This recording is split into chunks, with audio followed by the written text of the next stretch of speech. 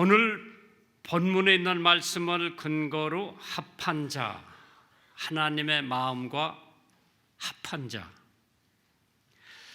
왕상 열왕기상 3장에 있는 말씀 보면은 솔로몬이 이것을 구하며 그렇게 기도했다고 그랬죠. 그 말씀, 솔로몬의 기도가 주의 마음에 맞은지라, 주의 마음에 합한지라. 또 그런 사람이 또 하나 있어요. 다윗이 사도행전에 보면 Man after mine own heart. 그게 무슨 뜻이에요? Man after my own heart. 하나님 마음에 드는 사람이 다윗이라고 그랬어요. 그렇게 다윗의 아들 솔로몬도 하나님 마음하고 들고 하나님 마음에 합한 사람이라고 그랬어요. 성경에 보면 주님의 마음에 합한 사람으로 아브라함도 있고 다윗도 있고 요셉도 있고 요한도 있고 모세도 있고 바울도 있고 솔로몬도 있고 많은 사람들이 있고 마리아, 엘리야, 엘리사, 한나 등 하나님의 마음에 드는 사람들이 성경에 많이 나와 있을 거예요. 또 그때뿐만 아니라 지금도 하나님 마음에 드는 사람들이 있었을 거예요. 빌리그램 목사님 하나님 마음에 들었을 거예요. 어디 빌리그램 목사님 뿐이겠어요? 하나님 마음에 들었던 사람들 엄청 많을 거예요. R.A. 톨이라고 하는 목사, 영국의 스퍼전 목사, 웨슬리 목사, 독일의 루터, 불란서의 캘빈, 이러한 많은 사람들이 하나님 마음에 들었다고 저는 보고 있죠. 우리나라의 한경직 목사님이나 또 저 애양원을 키웠던 손양원 목사님들 다 하나님 마음에 들었던 사람들이죠. 그런데 이 많은 사람들이 하나님 마음에 합하고 하나님 마음에 들었고, 영어를 보니까 please the Lord, 하나님을 기쁘게 하고 하나님을 정말 뜻대로 살았다고 하는 사람들이죠. 물론 이 외에도 크고 작은 많은 사람들이 더 있었을 겁니다. 그러나 성경에 보면 주님은 그를 사랑했다라고 언급이 되어 있는데, 주님께서 솔로몬을 사랑하심을 알 수가 있지만은, 주님이 솔로몬을 사랑했지만은 솔로몬도 하나님을 극진히 사랑했다고 그랬어요. 사랑은 일반 통행이 아니고 양방향 통행이에요. 하나님의 위대한 사랑을 받은 우리들은 내 이웃을 내 몸과 같이 사랑해야 된다고 하는, 하나님을 사랑하고 하나님은 우리를 사랑하고, 하나님이 세상을 이처럼 사랑하사 독생자를 주셨으니 이는 저를 믿는 자마다 멸망치 않고. 물론 하나님의 사랑이 이렇게 크면은 제 사랑, 하나님에 대한 나의 사랑은 요만큼 되겠지만은, 그러나 쌍방통행이 사랑입니다. 내가 아내를 사랑하면 아내도 나를 사랑하고, 내가 자식을 사랑하면 자식도 나를 사랑하고, 내가 교인을 사랑하면 교인들도 나를 사랑하고. 사무엘하 12장 24절에 보면 다윗이 그 처 밧세바를 위로하고 저에게 들어가 동침하더니 저가 아들을 낳음에 그 이름을 솔로몬이라 하니라. 여호와께서 그를 사랑하셨느니라. 열왕기상 3장 3절에 솔로몬이 여호와를 사랑하고 그 붙인 다윗의 법도를 행하되 오히려 산당에서 제사하며 분향하였더라. 그렇게 사랑은 양방통행이라고 했습니다. 솔로몬이 기브온에서 예루살렘에서 8km 떨어진 그 산에 가서 큰 산당이 있었는데 그곳에서 1000번제를 드렸다고 그랬어요. 여러분들은 그냥 성경에 있으니까 1000번제인가 보다 생각하는데, 1000번제가 얼마나 어려운지 여러분들 한번 생각을 해보세요. 1년에 몇 주요? 주일이 몇 번 있어요? 52주가 있어요. 여러분들은 52주만 나오면 되는 거예요. 근데 그것도 힘들죠? 주일 성수하는 게 힘들어요. 그래서 오늘 우리가 이걸 봤을 때에 솔로몬이 아직 성전을 짓기 전에 예루살렘에서 8km 떨어져서 20리 거기 나귀 타고 간 거예요. 거기서 1000번제를 드렸다고 그랬어. 우리는 1년에 52주 성수하는 것도 힘든데 1000번제를 드린 거예요. 그럼 한번 따져봅시다. 1000번제 52주가 1년이라면 10년이면 몇 개요? 520번이에요. 20년을 해야 솔로몬이 1000번째 드린 거나 내가 20년 교회 나온 거나 맞먹는 거죠. 그러니까 우리가 요새 힘들다고 하지 말고, 구약 시대에는 하나님 앞에 제사 지리러 갈 적에는 뭐 갖고 가야 돼요? 1년 된 양, 흠이 없는 양을 갖고 가서 제사장에게 주어서 이게 흠이 없다, 합격이 되면 하나님 앞에 제물로 드리는 거예요. 얼마나 힘들겠어요. 1000번째 했으면 양 1000마리를 갖고 갔다는 얘기죠. 그런데 오늘 본문에 있는 걸 보니까 1000번째를 드리는 것은 쉬운 일이 아니지만은 하나님을 그만큼 사랑했기 때문에 그러한 정성을 드렸다고 그러죠. 솔로몬의 생각과 마음과 정성과 시간과 힘, 모든 것을 다 합해서 하나님을 1000번째 드렸다고 그랬죠. 하나님의 거룩함에 대한 생각으로 꽉 차 있었고, 죄악의 허무함에 대한 생각으로 꽉 차 있었고, 속죄의 위대함에 대한 생각으로 솔로몬은 꽉 차 있었을 거예요. 국사도, 가사도, 건강도, 향락도 하나님보다 더 중요한 것은 없다고 생각한 솔로몬이었어요. 그의 마음속에는 오직 하나님밖에 없었습니다. 우리들이 그런 마음을 가졌다면 하나님께서 어떠한 축복을 내리실까? 솔로몬이 1000번째를 드리고 피곤한 몸을 갖고 잠자리에 들어 꿈을 꾸기 시작합니다. 그때 하나님께서 나타나셔서 내가 네게 무엇을 줄꼬? 너는 구하라. 솔로몬의 요구한 것은 간단해요. 하나님의 백성을 올바로 판단하고 재판할 수 있도록 저에게 지혜를 주십시오. 뭐 그렇게 큰 거 구한 것도 아니에요. 그래서 오늘 저녁에 여러분들이 꿈을 꿀지 안 꿀지 모르지만 마틴 루터 킹 목사님이 꿈이 있었다고 그랬죠. I have a dream. 무슨 꿈이에요? 흑인 애들하고 백인 애들하고 오손도손 노는 것을 보는 것이 그의 꿈이었어요. 이루어진 거예요, 그 꿈이. 인생에게 꿈이 있어야 합니다. 꿈이 없는 사람은 죽은 사람이나 마찬가지지요. 왜? 꿈은 소생에 힘이 있습니다. 불행한 자에게 소생의 빛을 주시고 슬픈 자에게 즐거운 일을 주시는 하나님의 꾼.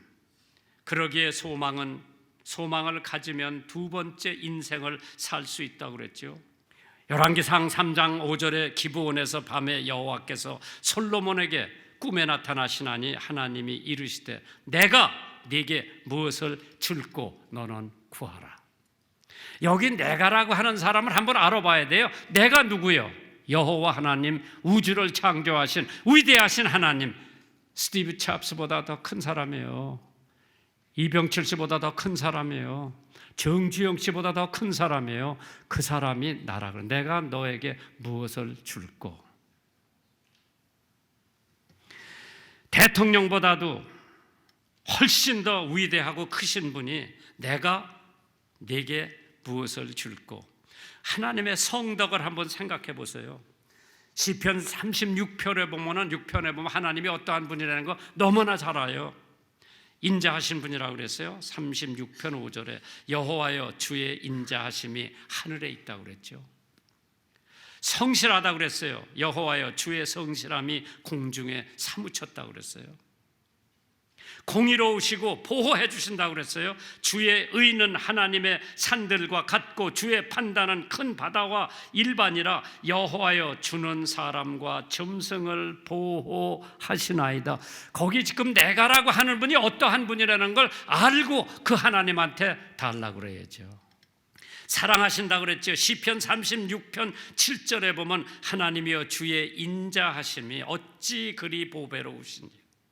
유교에도 사랑이 있고 불교에도 사랑이 있고 기독교에도 사랑이 있죠. 유교에는 인애라고 그러고 기독교에는 사랑이라고 그러고 불교는 자비라고 그러죠. 모든 종교가 사랑의 언급을 하지 않을 수가 없죠.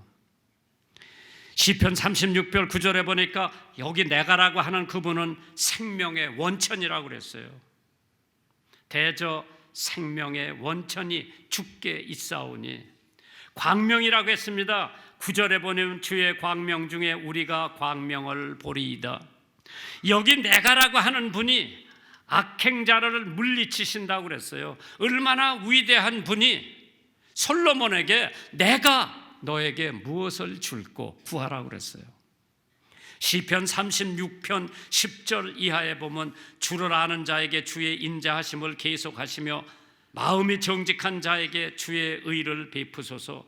교만한 자의 발이 내게 미치지 못하게 하시며 악인의 손이 나를 쫓아내지 못하게 하소서. 죄악을 향하는 자가 거기 넘어졌으니 엎드러지고 다시는 일어날 수 없으리이다.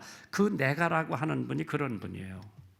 그분이 나더러 너에게 무엇을 해줄까 물어봤을 때에 잘 생각하세요. 솔로몬은 수도 구하지 않고 부도 구하지 않고 하나님께 하나님의 주신 백성을 올바로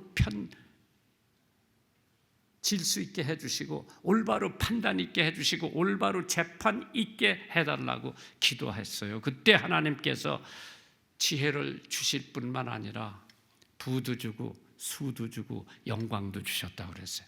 하나님이 주시는 거는 덤이 얼마나 많은지 믿으시면 아멘 하세요. 여기 내가라고 하는 분이 어떠한 분인데, 첫째로 하나님의 속성은 하나님은 영이라고 그랬어요.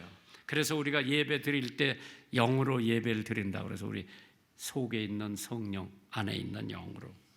요한복음 4장 24절에 하나님은 영이시니 예배하는 자가 신령과 진정으로 예배할지니라.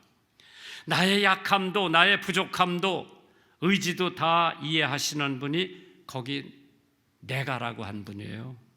세상에서 가장 어리석은 자는 하나님으로부터 도망을 가려고 그러죠. 그러나 하나님께서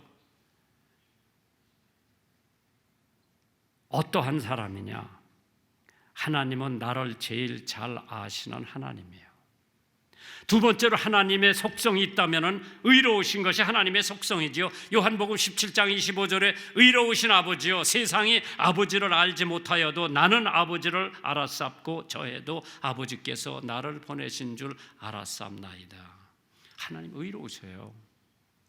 공의로우시고 하나님에게는 죄가 없고 거짓이 없고 속임수가 없는 분이 하나님이, 그분이 나에게 뭘 해줄꼬? 하나님의 속성을 보면 하나님은 거룩하시다고 했습니다. 요한복음 17장 11절에 나는 아버지께로 가옵나니 거룩하신 아버지요.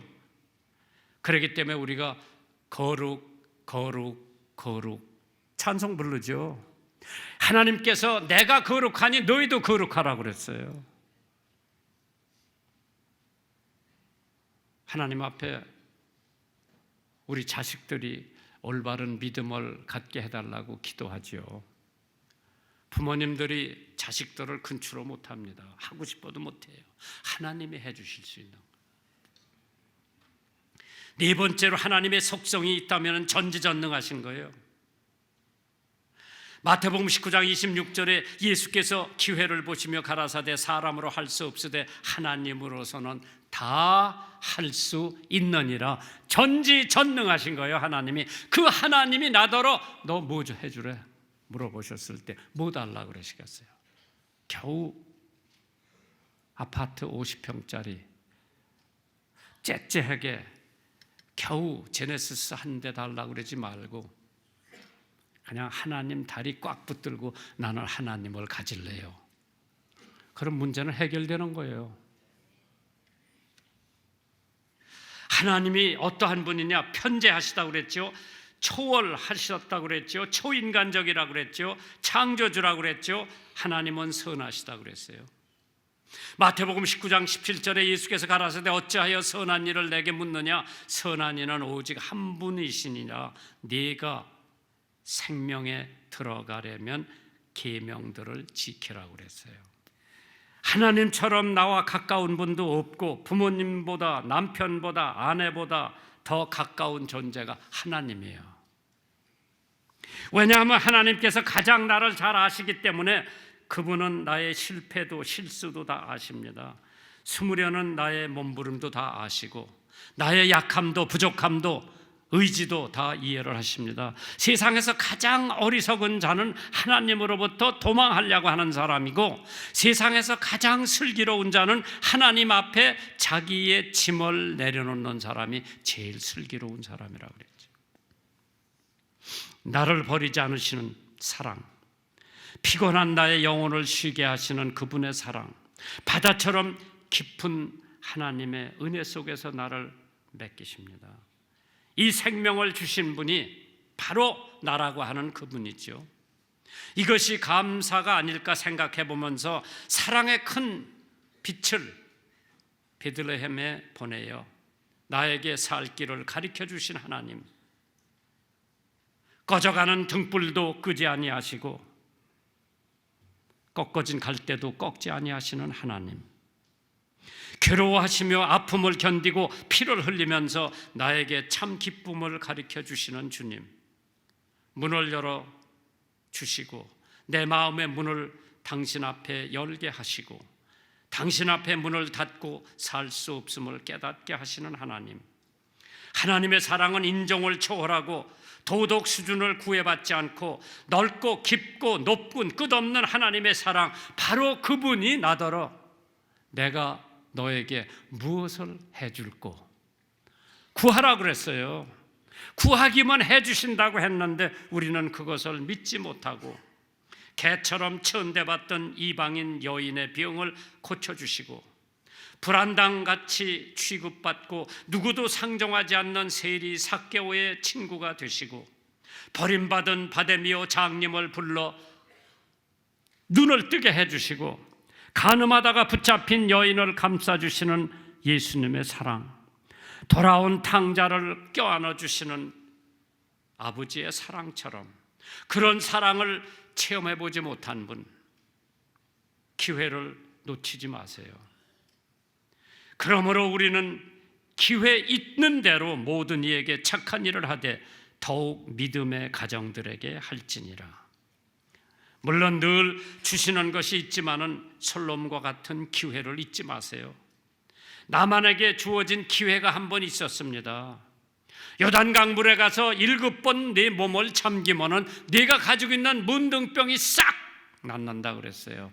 나만 장군은 화가 나가지고 우리나라의 강이 요단강보다 더 맑고 깨끗하고 깊은데 내가 왜 이 흙탕물에 가서 몸을 적시겠느냐 갈라 그럴 때 자기 전속 부관이 장군님 속런심 잡고 한번 해보고 그때 안 되면 가서 그 나라 왕을 죽이든지 살리든지, 참 훌륭한 참모를 뒀어요. 참모한테 끌려가서 요단강에 1번, 2번, 3번, 4번 해도 깨끗해지가 않은 거예요. 그때 만약 일어났으면 그대로 문둥병자로 갔을 거예요. 6번, 7번 담가고 나니까 자기 살이 어린애 살같이 깨끗해졌다 그랬어요. 기회. 라합이라고 하는 기생이 있었는데 그에게 기회가 한 번 있었어요. 이스라엘 정탐군들이 자기 나라를 정탐하러 왔다가 숨겨줬어. 그때 그 도움을 받은 사람들이 우리가 여기 쳐들어올 때 너는 빨간 밧줄을 섬 너머로 남겨놔라. 그러면은 살려준다고 그랬어. 빨간 줄, 피를 상징하지요. 빨간 줄이 성 밖에 있었어. 그 성 안에 있는 모든 사람을 다 잡아 죽였지만은 라합과 그 가족은 살려준 거예요. 그 기회에 놓치지 않았습니다. 하나님께서 저녁에 솔로몬에게 내가 너를 위해서 뭐든지 줄 테니까 구하라고 그랬을 때 그 기회에 놓치지 않고 나에게 이 백성을 판단하고 재판할 수 있는 지혜를 달라고 그랬을 때 하나님이 지혜를 주실 뿐만 아니라 부도 주고 영광도 주고 수도 주었다고 그랬어요. 그러므로 우리가 긍휼하심을 받고 때를 따라 돕는 은혜를 얻기 위하여 은혜의 보좌 앞에 담대히 나갈 것이라고 했죠. 하나님의 뜻대로 하는 근심은 후회할 것이 없는 구원에 이르게 하는 회개를 이루는 것이고 세상 근심은 사망을 이루는 것이라고 했죠. 달라고 구하지도 않았는데 독생자 예수 그리스도를 우리에게 주셔서 내가 기회를 놓치지 않고 그분을 구세주로 영접하면 나는 하나님의 자녀가 되고 하나님 보시기에 나는 의인이 됐기 때문에 하나님의 백성이 된 줄 믿으시기 바랍니다. 우리가 아직 죄인이었을 때에 그리스도께서 우리를 위하여 죽으심으로 하나님께서 우리에게 대한 자기의 사랑을 확증하셨다고 했습니다. 두 번째로 우리가 보면 지혜로운 선택, wise choice가 있죠. 열왕기상 3장 9절이에요.